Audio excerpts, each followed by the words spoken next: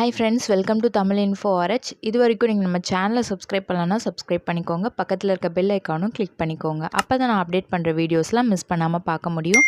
இன்றைக்கி நம்ம பார்க்க இருக்க ரெசிபி மெது வடை. கருப்பு உளுந்து 1 கப் அளவுக்கு 5 மணி நேரம் போல் ஊற வச்சு எடுத்திருக்கேன். உளுந்து வந்து ஊற வைக்கும் போது நல்லா தண்ணியை வந்து உறிஞ்சிரும். ஸோ நம்ம அரைக்கும் போது லைட்டாக தண்ணியை தெளிச்சிட்டு அரைச்சாலே போதுமானதாக இருக்கும். மிக்சியில் அரைக்கிறதா இருந்தால் ஐஸ் வாட்டர் வந்து யூஸ் பண்ணுங்கள். ஏன்னா ஜார் வந்து ரொம்ப சீக்கிரத்துலேயே சூடாயிரும். அப்போ மேலும் நீங்கள் அரைக்கும் போது மாவு வந்து கரெக்டான பக்குவத்துக்கு வராது. நீங்கள் ஷேப்பாக ரெடி பண்ணும்போது அந்த ஷேப் வந்து கரெக்டாக இருக்காது. ஸோ நீங்கள் ஐஸ் வாட்டர் வந்து யூஸ் பண்ணிக்கோங்க மிக்ஸி ஜாரில் அரைக்கும் போது. கிரைண்டரில் அரைக்கிறதா இருந்தால் நீங்கள் நார்மல் வாட்டர் யூஸ் பண்ணி அரைச்சி எடுத்துக்கலாம். நான் இன்றைக்கி 1 கப் அளவுக்கு மாவு எடுத்திருக்கேன். அதுக்கு 1/2 கப் அளவுக்கு அரிசி மாவு. இந்த அரிசி மாவு வீட்டில் அரைச்ச அரிசி மாவு தான். நீங்கள் கடைகளில் கிடைக்கக்கூடிய அரிசி மாவு கூட சேர்த்துக்கலாம்.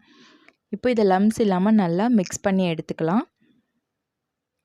நீங்கள் இட்லிக்கு ஊற போடும் போதே கூட கொஞ்சம் உளுந்து வந்து அதிகமாக சேர்த்துட்டு லைட்டாக தண்ணி சேர்த்து அரைச்சிட்டு எடுத்து வச்சுட்டு இந்த மாதிரி வடை வந்து போட்டுக்கலாம்.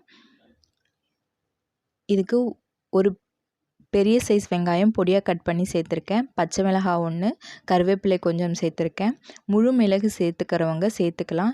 என்னோடய குழந்தைக்கு வந்து முழு மிளகு சாப்பிடும்போது அவங்களுக்கு அது பிடிக்க மாட்டேங்கிறதுனால நான் வந்து அரைச்சி ஒரு 1/2 ஸ்பூன் அளவுக்கு பவுடராக சேர்த்துக்கிறேன் மிளகை.